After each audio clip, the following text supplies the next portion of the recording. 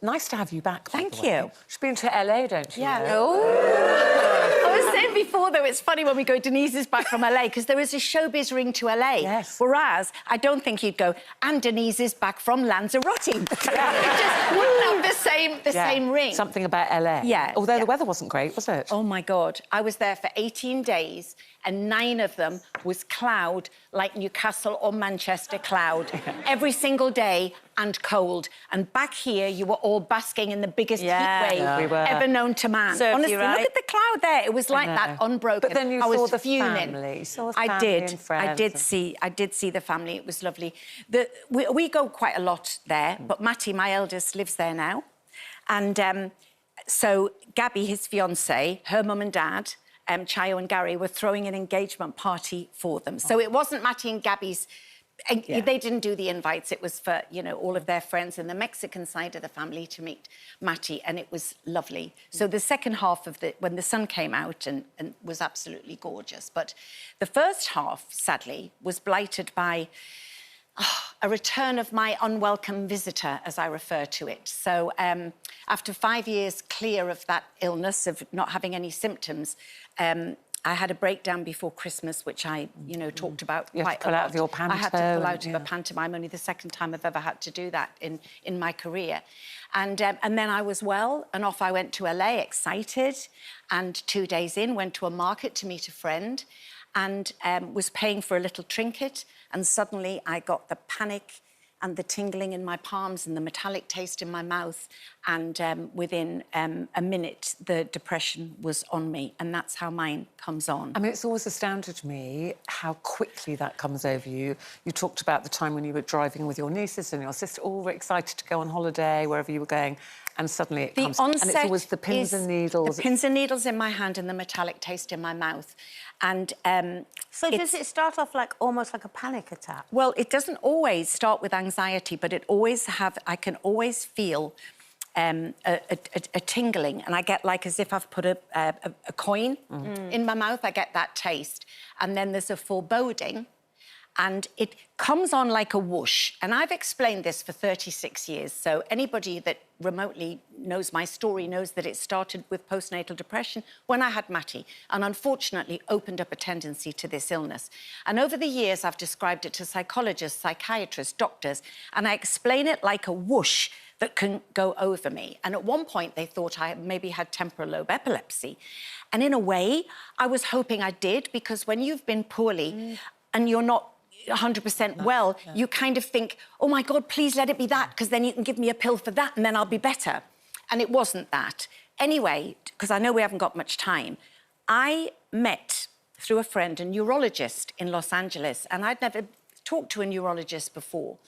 And I was explaining to him the onset of my depression, and he said that is incredibly, incredibly rare, whether it's endogenous, that's chemical, or whether it's reactive. And he said, because your son has excruciating cluster migraines, he said, have you ever had a migraine? I said, no, I barely get a headache. I'm a stomach person. And he said, have you ever heard of non-headache migraine? You're the only person who said you had. Yeah, no, I haven't. And I had never heard of such a thing. And I then became aware of it and started to study it, because he said that when I get the tingling in my palm and the taste in my mouth, he said it's almost like a migraine sufferer has an aura.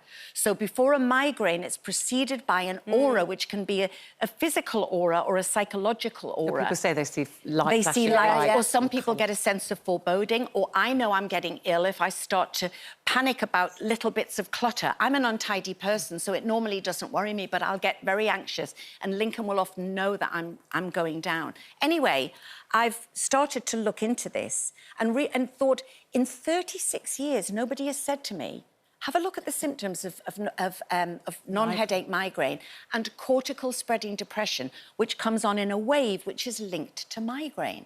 So again, I'm not saying, oh, that's what I've got, but it's just how lacking we are in constant research and information about depression as a mental health. Obviously with my sister with depression for many years, it's awful when you're going through it, but it's also very fascinating when we talk about it like this and you go, I'd never heard of stomach migraine. And then they say, I mean, the American Migraine Foundation say people with migraine are 5 times more likely to develop depression than people without migraines. You go, you know, we've put a label as depression, haven't we? We call it depression, but it varies amongst people so much. And I worry sometimes, is there enough research going into depression? Well, the neurologist told Matty that because migraine, and I didn't know this either, is predominantly a female condition, that's why there's no cure for it, because the money hasn't been spent, you know, historically on women's conditions. But it's like with your sister, when you used to say that you'd all think, but what have you got to be depressed about? There must be some trigger. But she didn't understand. There isn't. No. With a chemical depression, there isn't a trigger, and which she used is to why say, it's so like, I don't frightening. know what's wrong with me, because, you know, you go, you're a happy marriage, you've got a lovely daughter, lovely home. And so I think if you don't understand it yourself, that is so awful. You know, it was hard enough for her family looking in, going, how can we help? Like, what's the matter? She's like, I don't know. But you know what's great for me is having this as a platform to be able to just, you know, I'm not saying I know anything about that, but I'm just saying, you know, it's another area that we could look into. And you immediately said My niece had stomach migraine. years ago. And did they say to her that's what it was? So, she was really, really ill all the time and in pain, and it was always her stomach. And it was one doctor came in and said, it's stomach migraine. Wow. And that was how when you said it today, I thought, oh, I've heard And they that. could treat her then? Yeah. Yeah. So. And ADHD and migraine as well. They're finding a huge, huge connection. Well, it is fascinating, and I know you're going to be doing your research now, and we love it when you talk. I know, Denise, you always go, oh, sorry, I'm going on, it's boring. It's never boring. It helps so many people realise they're not alone. I shouldn't look at Twitter, because they always tell me how boring it is. Sorry about that, I won't do that. Thank you, Denise, thank you. Oh, thank you.